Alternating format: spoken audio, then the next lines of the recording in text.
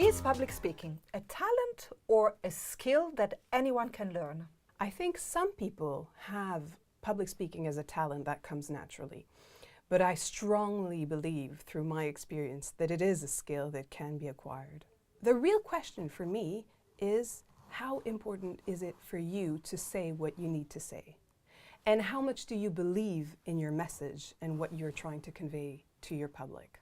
It goes with technique, and I think that the most important thing is structure and content. Because once you have that guiding thread and you have your message very clearly with a very high motivation, then the natural starts to arise. Let me give you an example. A bad structure is just, a list of information. We see that very often in companies. The presentation is going to start first with little one, let's talk about the market, little two, let's talk about competitors, and then we're going to present, for example, the strategy. It's interesting, it's structured, but then you can get very easily bored when you're the one sitting in the chair. The good structure is building the whole speech on one single message. We're going to become leaders.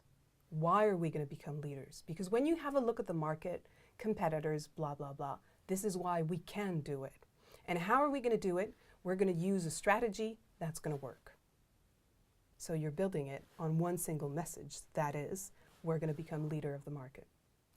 What are the secrets of speaking with impact? The first thing is to have a clear intention. What do you want to say? And then you have the content. If you have a content that is structured in an oral perspective to deliver a speech, that helps you a lot. And it's going to bring you to the third point, which is connection to the audience. And the connection to the audience is going to happen through nonverbal communication. Gestures, smile, eye contact, breathing, all of those nonverbal criteria, elements are going to help a lot. This is why you need to prepare, because the more you prepare, the more your brain is available for nonverbal communication and for connection with the audience. I'd like to give you one little tip that I got from Marjorie North from Harvard. She's the public speaking instructor there. People are always asking you, what should I do with my hands? Well, first of all, use them to speak because you need them. And they should always be between your waist and your shoulders. So in a way, you should feel them and see them moving around you. And that's going to help you give a lot of impact because it's going to help you also engage in what you're saying. Many of us are afraid of speaking in public. How can we handle fear? It's quite natural to be afraid of public speaking.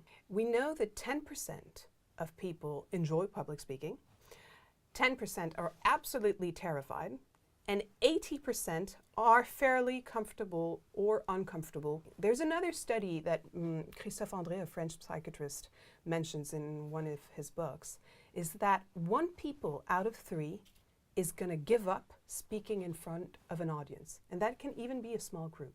That is a lot, 1 person out of 3. The question is, why are they so afraid? We're afraid of being judged. And that is even stronger when there's your boss or a client that's involved, because you just want to please people. But good news, we have a lot of techniques to handle that fear. The first one is to accept it, because with the fear comes the adrenaline, and with the adrenaline, you can focus on what you're saying. And we have tons of examples of people trying to give a good speech without any fear, and the energy is just not there. Then you have a couple of other techniques. The first other one, of course, would be preparation. 80% of the success of your presentation relies in preparation. And also eye contact. You need to feel some support.